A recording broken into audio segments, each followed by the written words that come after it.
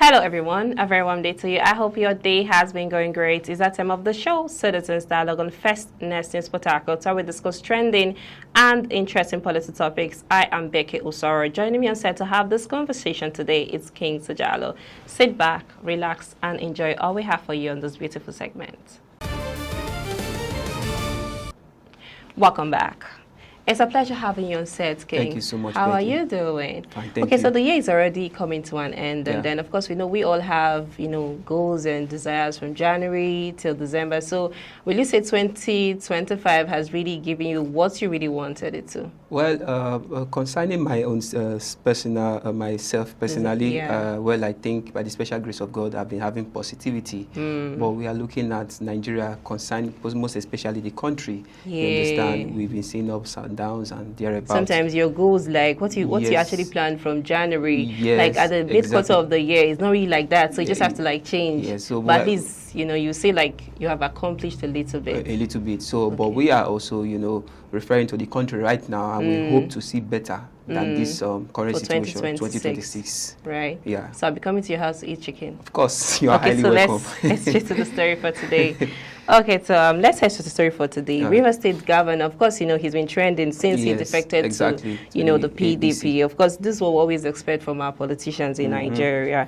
Just days after his defection now, he's saying that he, in a powerful display of political solidarity, he said he would ensure that everyone supports President Bola Tinubu in the 2027 election. Of course, we're not expecting legs from, Fubara. This is what most of the governors, when you defect, you're now supporting. That is what the assignment seems to be. It's just like I mentioned a certain time in this same platform.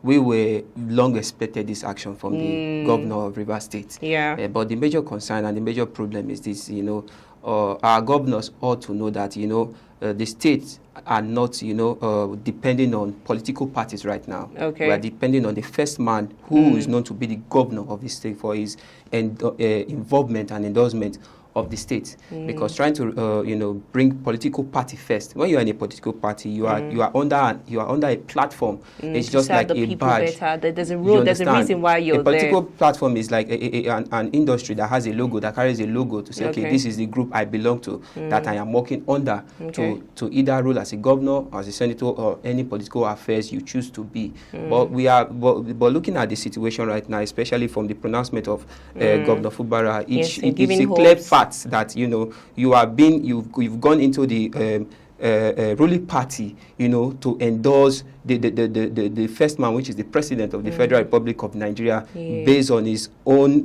based on him being also in that same political party, which I don't think it is the appropriate thing the people of River State expect. For the now, is that it's too early to come out? It's too early. Fine, we are not saying you shouldn't support. Of course, you are in the political party right now. Definitely, you will support, but not trying to emphasize it on all Rivers people. We all are. At least entitled to whoever you want to vote for. Of course. Well, unfortunately, now in this country, that where the governor belongs to a particular party, it will want to reflect on all citizens, that shows that is not more democracy. You understand? That is as if we are living in a country that is filled with anarchy, or should I use the word monarchy rather, as if we are working for a king, someone to be enthroned as a king. This is democracy. The citizens have the right to elect or whosoever they choose to.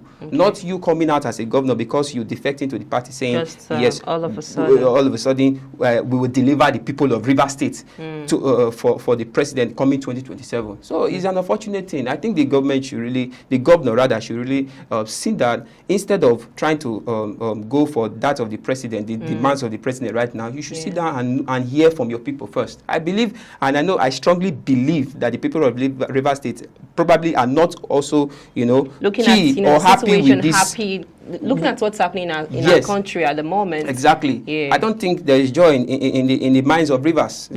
Contrary to this is defecting to the APC. You understand? We are not saying any political party is better than the others, but what we are trying to say is that this defection and trying to omit the state into the hands of a particular leader right now, it's not a welcome development. Okay. So the government, you know, I think I will urge him to rephrase that statement and you know, say otherwise. It's a freedom of speech. He's the governor of the state, so he has the right to say whatever he wants to say at the moment. But I don't think he has the right to omit all Rivers people to vote for the... It's by choice. By choice, exactly. Yeah. Thank you so much. So let's just head to the second story.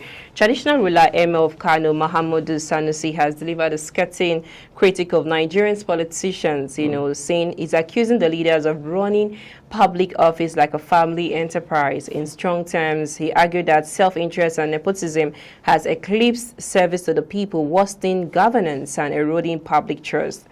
What he really said, are we going to say is Nigerian democracy becoming a family business, looking at what's happening you know, in our country today? In the aspect of Sanusi, when he became the emir, you know, he was when he was given the title from the previous emir before him, that is Bayero, you know, who was the previous emir. We could recall that he served as the CBN governor and thereabouts. You understand? Now, I want to start this from his own statistics. Okay. Then, under the rulership of Goodluck Jonathan, you know, I think in 2019 or thereabouts, where he was the CBN governor, you know, you should also remember some few allegations that were raised against him. Okay. Now, when someone is speaking, you should also speak out of your own past history, experience, and thereabouts, so that you don't bring your reputation down. Okay. Yes, from his statement is absolutely right. Looking at the system of Nigeria, at the moment, we could see that our politicians are taking politics to be a football tournament, to be a gambling aspect, whereby we can make decisions regardless of what the public, regardless of the public opinion towards those actions. Okay. You understand? Now, you know, in the sense that, okay, looking at the aspect of defecting, you understand? People just take defecting this issue as if it's a normal thing, forgetting what the public, you know, and they should know that this is killing public trust. One, that is what Sanusi is trying to bring here. You understand? It's very absolutely correct, because our politicians are not looking at the minds of we, the people. They are just self-interest. Self-interest. You understand? How to achieve more in politics, undermining how it affects the public. You understand? Probably there are dispute between political parties. Have you considered what might happen to people in that environment, people of the public whose interest, whose dependence are on you? How does it affect them? That is what politicians are lacking or failing to have a rethought about. Now, in the aspect of Sanusi right now, you know, you should remember where he was accused of the 20 billion of fraudulent during the time of Goodluck Jonathan. So what I'm trying to say is this: when you are releasing a statement, I'm not trying to say it shouldn't advise, you know, the public or the government or the politicians thereabout. I'm not saying his speech is wrong, but also have a reflection of on your own self. You understand? Because he can't deny the fact of that accusation. When even the president of the Federal Republic, as I think Goodluck Jonathan, you know, took him out of office. You understand? Even his previous governors sending him on exile when he was when he was newly emerged as the emir of Kano. So you understand, when we are trying to criticize others, you know, try and have a rethink, try and have a survey about your own past history, about your own past policies and government, so that it doesn't, you know, fall back to your own present reputation as either an emir or governor or whatever. So that is just one thing the politicians should know. But nevertheless, I think it's enough of this game in our political system, because the government and all high-profile personnel and stakeholders should know that, look, this is really turning on the public. It's really, really making a cajole out of Nigeria's system. Thank you so much. It's still the show, Citizens Dialogue on First Next News Port Harcourt. I remain your humble host, Becky Usoro. Up next, we'll be looking at the coalition demands automatic sack for politicians who defect from their party. Please stay with us.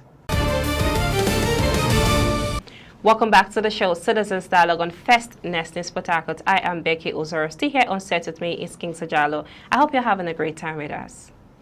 Okay, Jalo, you were saying something about the Sanusi. I think you were still referring on insecurity, and then you made mention of politicians defecting from one party to the other. Exactly. And then the major pre-democratic coalition has called on the National Assembly to introduce a strict rule that will immediately unseat any politician who dumps the party that brought them into office. Okay, and this is really funny when it comes to Nigeria. You making such decision to the House of Assembly. I feel because if you look at the institution, you can go to any party if you want. No, you see, I think this strict rule they are demanding right now. It's indeed really worth it.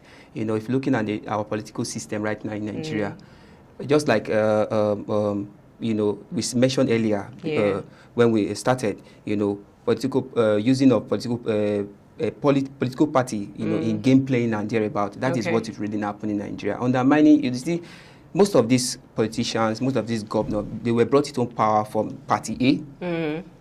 Not undermining what that Party A did for them, went through for them in terms of campaigning and thereabout. They forget and they neglect those sacrifices that they had in that those party had, did for them, and the capital and already made party, which. But I feel if it's not suitable for you, it's up to you to leave. Becky, when you are having, in one of our discussions, I told you about issues of couples who usually have, dispute within themselves. I think as a couple, as a man, as a woman, when you have, dispute is very common in any relationship or marriage or. Now, outside marriage and relationship, in any organization, in any forum, in any group, there must be dispute, and that dispute enables growth.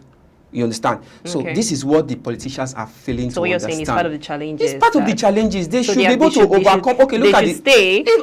Look at the situation of PDP. Now, this is an internal dispute that I ought all these high-profile personnel in that political party to come together, sit tight, and find a solution. Make sure insert strict rules and regulation that will, bring back the party to stability. Rather, you see them defecting, and we all know that their defection is not about the crisis happening in PDP right now. The PDP crisis on its own, it is an orchestrated, program. And that's the reason why some persons are leaving. That is in that case, they ought to stay there in order to settle it. But it's very much you have to stay in a particular, party that is not convenient for you. Now, this strict rule the House the committee is seeking is for this movement there to come to an end. Why it is very necessary. The confidence of public towards these political parties is beginning to fail. What do I mean? You are beginning to have this doubt publicly.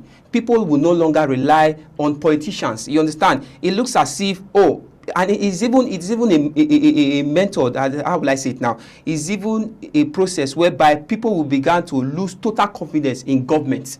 That is what they are trying to say. So if it will be implemented, if strict rule will be implemented in this case, I believe public will begin to have confidence once again on serious-minded any politicians. party you find yourself, you should just be there. You die there. No, not you die there. If you are living, there should be a proper reason. Like the moment Okay, but if you look at the crisis happening in PDP now, and then the people that are leaving, are you saying that that the reason why they are leaving is really not necessary? It's not necessary. Let's be honest, because they are moving out of selfish reasons. You understand? They want to regain. We know the fact that they want to regain a political position. That is why they have to play along with the game. Okay. Look at in the PDP, we still have the life of Sheyi Makinde. We still have, I think, one or two, three governors from the north, like that of the Adamawa governor, thereabout. Okay, why have those ones not planned? Okay, look at the case of Adeleke. Now, Adeleke, yes, indeed, he decamped to the Accord Party, leaving the same APC. Now,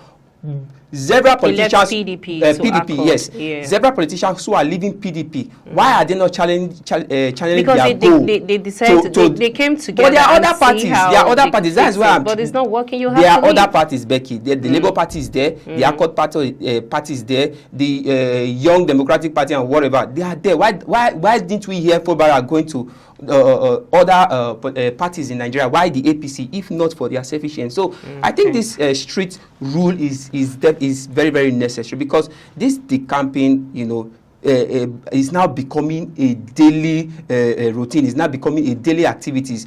Today in the news, you hear this governor decamp. Look at the U.S., for instance. We have the Republican and the Democratic. How many times have we had?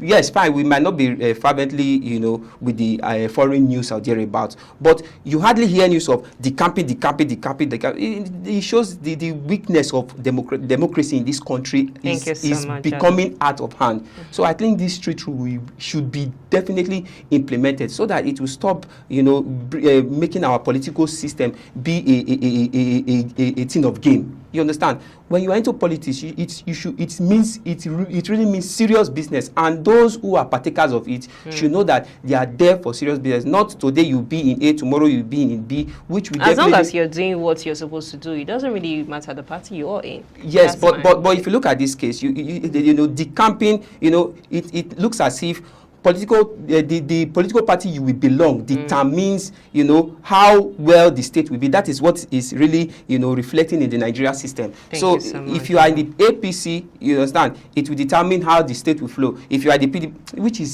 which is unbearable. So I think that street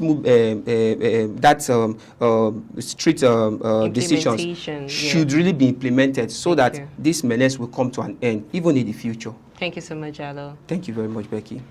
Thanks, everyone. That's our show for today. Citizens Dialogue on First Nations Port Harcourt. I am Becky Osaro. I'm Kings Ojalo. Many thanks for watching. Bye for now.